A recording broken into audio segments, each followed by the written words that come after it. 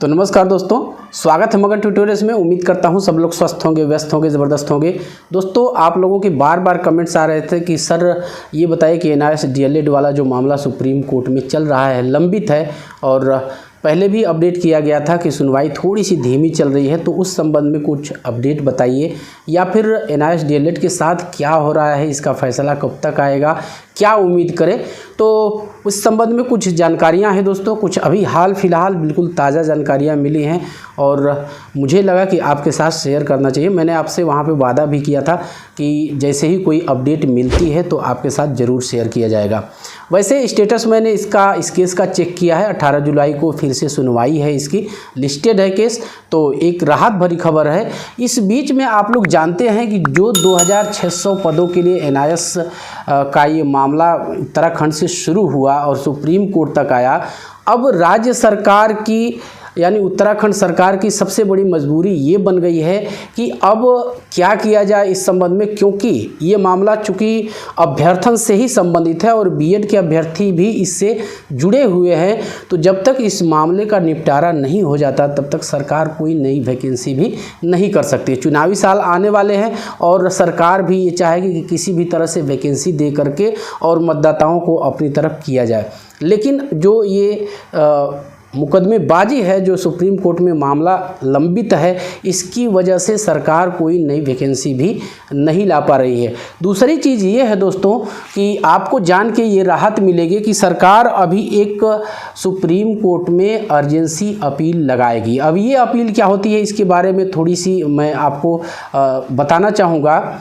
जैसे कोई मुद्दा है, महत्वपूर्ण है, तो इसमें पार्टी जो है, आप जानते हैं कि उत्तराखंड सरकार भी एक पार्टी है, तो पार्टी अदालत में ये प्रार्थना पत्र लगा सकती है कि ये जो मामला है ये महत्वपूर्ण है और करियर से जुड़ा हुआ है, तो इसकी जो सुनवाई है थोड़ी सी इसमें तेज़ी लाई जाए, या इसका फैसला है इसमें जो है ये थोड़ा सा जल्दी आना चाहिए, क्योंकि ये महत्वपूर्ण मामला है।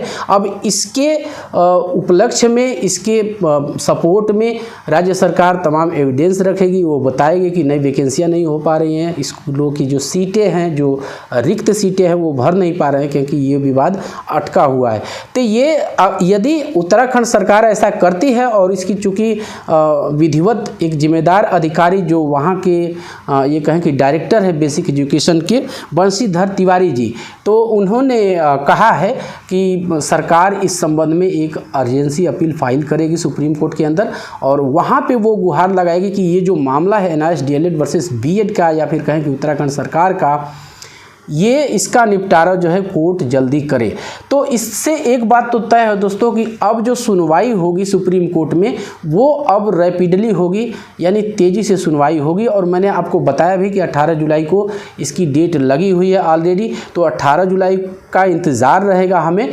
और यहाँ पे जो इस तरह की खबरें आ रही हैं कि अब अर्जेंसी अपील सरकार की तरफ से लगाई जाएगी, तो कहीं न कहीं इस मामले की सुनवाई में, इस मामले के निपटारे में तेज़ी आएगी। दूसरी चीज़ ये है कि तमाम राज्यों में वैकेंसियाँ चल रही हैं और NIS DLED के जो अभ्यर्थी हैं वो कहें कि कन्फ्यूज्ड है कि क्या किया जाए, क्योंकि मामला अटका हुआ है। हालांकि बिहार में इससे संबंधित कोई दिक्कत नहीं है, क्योंकि बिहार ने साफ साफ कहा है कि जो NCT की गाइडलाइंस होगी उसके अनुसार वो वैकेंसियाँ करवाएंगे। और आप लोग जानते हैं कि पटना हाई कोर्ट ने ऑलरेडी DLED को यहाँ पे वैलिड एलिजिबल मान लिया है, तो वहाँ पे DLED के छात्रों को जो है दिक्कत नहीं होगी।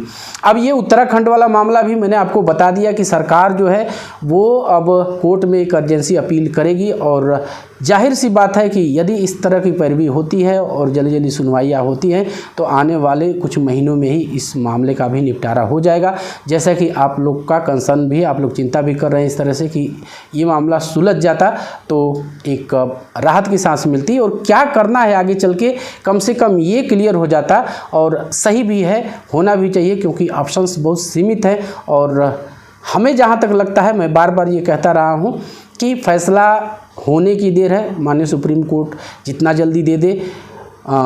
बाकी NIS DLED PRT में वैलिड रहेगा, क्योंकि अधिकांश खुद उत्तराखंड की जो हाई कोर्ट है उसने भी वैलिड माना था। हालांकि सरकार इसके अपोज में सुप्रीम कोर्ट तक चली आई। पटना में मैंने आपको बताया, बिहार में पटना हाई कोर्ट ने एलिजिबल मान लिया था। NCTE ने विधिवत गाइडलाइंस इसके आधार पर जारी कर दी।